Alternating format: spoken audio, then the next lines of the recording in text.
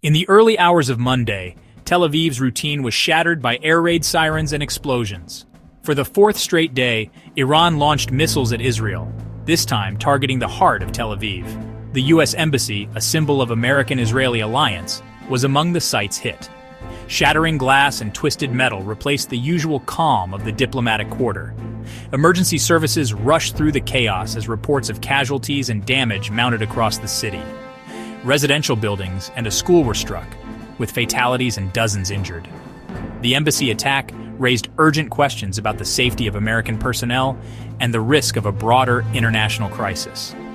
Over the past days, Iran had fired hundreds of missiles and drones, while Israel responded with airstrikes. The June 16th barrage proved the threat was far from over.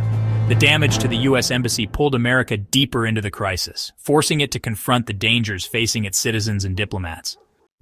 As dawn broke, U.S. Ambassador Mike Huckabee confirmed the embassy had been damaged in the Iranian attack. He assured the public that all American personnel were safe and accounted for, thanks to robust security protocols. In a city mourning civilian casualties, the safety of embassy staff was a rare relief. This allowed the U.S. to focus on diplomatic and strategic responses, rather than immediate crisis management.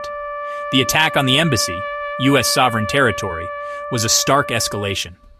Officials in Washington quickly recognized the gravity of the situation. The strike sent a violent message. The regional conflict was now reaching American diplomatic outposts. Relief over no casualties was fleeting, replaced by the realization that the U.S. was now directly in the crossfire. The challenge ahead: how to respond to an attack on its embassy and protect its people as the region spirals deeper into war. In minutes, footage of the missile strike flooded social media. Videos showed missile interceptions, fiery trails, and the damaged U.S. Embassy, shattered windows, scarred walls, and debris. One viral clip, filmed from a nearby balcony, revealed the extent of the destruction. These images turned headlines into undeniable reality, documenting the attack's force and proximity. The damage was described as minor to moderate, but the symbolism was significant. The embassy's scars were a stark reminder that diplomatic immunity offers no shield from modern warfare.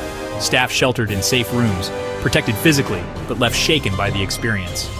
Their adherence to security protocols prevented tragedy, but the psychological toll was real. The event underscored the risks faced by diplomats in conflict zones worldwide. The strike on Tel Aviv and the U.S. Embassy was a calculated move in the long conflict between Iran and Israel. What began as a shadow war of proxies and cyber attacks has erupted into direct military confrontation. The latest escalation followed Israeli airstrikes that killed senior Iranian officials, prompting Iran's missile barrage. Iran aimed to retaliate and demonstrate its reach, launching over 100 missiles in one night. This direct clash marks a dangerous new phase, shattering years of indirect warfare.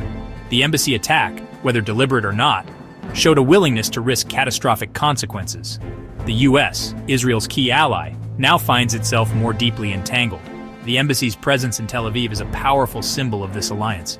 Its damage drags Washington further into the conflict, forcing it to balance support for Israel with efforts to prevent a wider war. The risk of regional escalation and American involvement has never been higher. In the aftermath, the U.S. Embassy shifted to high alert, closing to the public and instructing non-essential staff to work from home. Emergency services remained available, but the closure disrupted vital consular operations. For Tel Aviv residents, the damaged embassy was a stark symbol of the conflict's reach. Engineers and security experts began assessing the building and planning further fortifications. Diplomatically, Washington and Jerusalem faced urgent talks on security and de-escalation. The future remains uncertain, with the threat of further attacks ever present. The embassy's scars and the trauma of those inside are reminders of how close the region is to wider war. Its eventual reopening will mark a return to normalcy, but the shadow of conflict lingers.